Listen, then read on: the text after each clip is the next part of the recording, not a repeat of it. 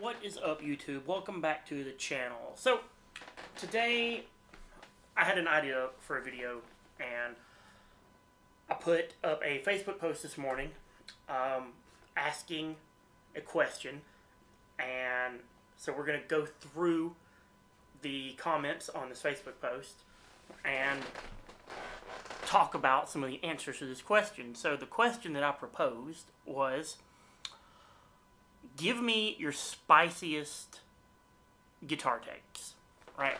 I guess not really a question, more of a statement. But I wanted to get you guys' spiciest guitar takes, alright?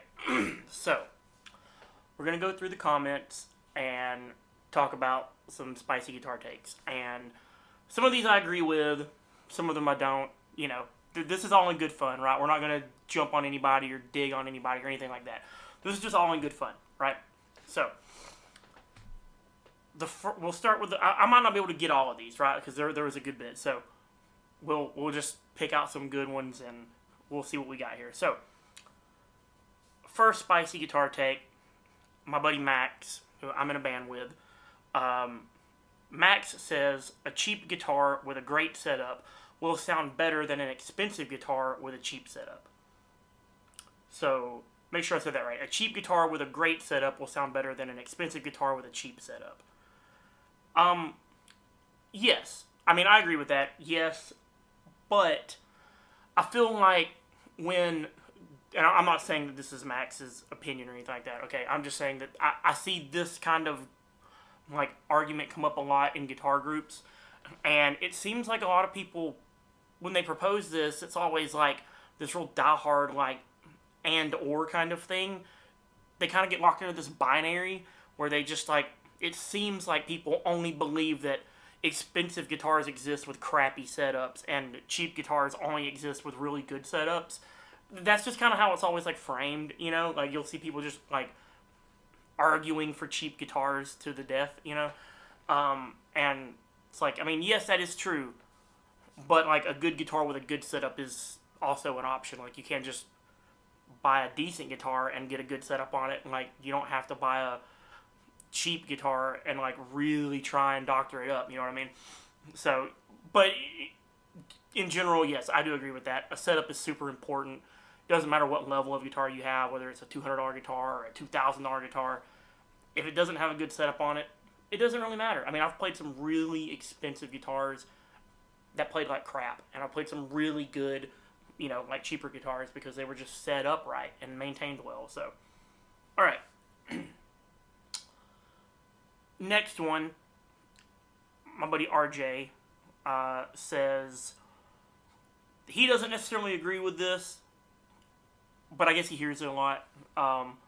Pointy and, like, weird shaped guitars are cringe. There's not a lot to that. I generally just kind of agree with that. Like, I'm that guy. I just kind of agree with it. I just think goofy shaped guitars are goofy. I don't, they're not for me. Maybe they are for you. They're just not for me. So, anyway, moving on. Taylor says, brand name doesn't matter. If the guitar feels good when you play it and inspires you to write something, that's the guitar for you, not the brand new, you know, whatever might be hot at the moment. And I agree with that mostly. I think brand does matter, but not like in the sense that I think a lot of people apply to it. I think brand only matters if it matters to you. Like, brand doesn't just matter in general. But I do think that if you want to play a Fender, or you want to play a Gibson, or an ESP, or whatever it is, right? Like, then make it a goal to get that guitar, because, like, there's a reason why you're drawn to it. There's a reason why you want it. You know, don't settle for something just because you feel like, and I hear people say stuff like this all the time, like, oh, I don't deserve a guitar that nice or that expensive or whatever. Don't look at it that way, right? Like, if the brand matters to you, that's fine. But where I agree with this is, like, it's not going to make you sound better because you have, like, once you get to a certain level of guitar, like, they're all good. It doesn't matter if it's an LTD or a Gibson or a Ibanez or a PRS or whatever. Like, those are all good guitars. There's no reason to argue about which one's better. They're all good. Just get the one you like. Get the one that inspires you, and go with it, right? My buddy Chase from Stay Lost says the new Fender Standard Series is trash and should not be priced at $600 when the Squier Classic vibe feels and plays better and is cheaper. 100% agree. I personally haven't played one of these new Indonesian-made Fender Standard Series guitars, so I'm not gonna pretend like I have. I'm gonna be honest. I haven't played one. I haven't heard a single person that has played one say anything good about them. And they're made in Indonesia. They're using all the same parts and like hardware and electronics and stuff that the Squiers do. Like they're just literally made in Indonesia instead of being made in China. And they're the same finish. They're the same hardware and electronics, and the only difference is they cost more money, and since it's Fender branded, not Squier branded, but it's at such a cheap price point, the QC process is more or less non-existent. Like, so, it is what it is, right? Squier Classic vibe is at the higher end of the Squier range, and I've talked about this before in a previous video. Price point kind of matters, but what really matters is like where a product falls in the price like category for said brand. So a really expensive Squier is going to have a better QC process done to it than a really cheap Fender is. So like you're actually going to get a better quality inspection, quality control process on the higher end Squiers than you do the really low end Fenders. And that is self-explanatory. Chris says Buckethead has more soul than 95% of blues players. That's a spicy take. I haven't listened to a ton of Buckethead, I'm going to be honest, but the Buckethead I have listened to it just wasn't for me. But saying Buckethead has more soul than most blues players is pretty spicy. My wife says my husband has 4 of the same guitar. Aren't all Gibsons the same? I guess I kind of walked into that one. Anyway, moving on. Caleb from Jack the Elbow. Cool band. You should check them out. Caleb says, every studio needs an Evertune. It is the way for recording rhythm guitars. The lifelessness people fear from them is completely unavoidable. It is as useful as and should be seen as normal as Melodyne auto-tune. I'm on board with the first part of that, but I think saying that Melodyne is normal. I'm not gonna, auto-tune is super normal and people use it all the time. I hate it. I just hate auto-tune. I just hate it. I've used it in the past too. Like, sometimes it's just unavoidable. Sometimes you just have to. For whatever various reasons, you just have to use it. But, I hate it. But Evertune's, on the other hand, I don't hate. Evertune's really dope. And using one in the studio, if you've ever recorded in a studio setting, that tuning guitars is the bane of your existence. You're going to spend just as much time tuning as you do tracking parts. And, an Evertune in the studio is really dope. So, yes, Evertunes are awesome. Steve, my buddy Steve that owns SRV Guitars here in Anniston. Dean guitars make great firewood. I don't think that's a super spicy take at all. Anyway, moving on. Love you, Dean, guys. I'm joking, but again, take all this in jest, right? Alright, now here's a good one. My buddy Cody. Cody says, tone wood matters, but not how the tone wood matters people generally think it does. It can change how the guitar feels and resonates to a degree, but overall, variance and pickup inductance will play a bigger role in overall tone than different tone woods will. Though all things comparable, it can make a difference in sound and feel to play. It's just a small difference in a small portion of what all changes the perceived tone of a signal chain. I agree with this take 100%. And I've said this in videos before. Tone wood matters. It just doesn't matter nearly as much as people want to argue about that it does. And with the advent of like digital recording and amp sims and modelers and plugins and everything else out there in the world that exists, like, you can compensate for just about anything in a guitar tone wise. If your guitar's too dark, you can definitely make it brighter. If it's too bright, you can make it darker. Like, it's just, pickups. And me and him really got into like a conversation about this on here. Your amp and your speakers, or your IRs if you're using modelers and stuff like that, that stuff matters infinitely more than like whether or not you have a maple fretboard or an ebony fretboard or a rosewood fretboard or whatever it might be, right?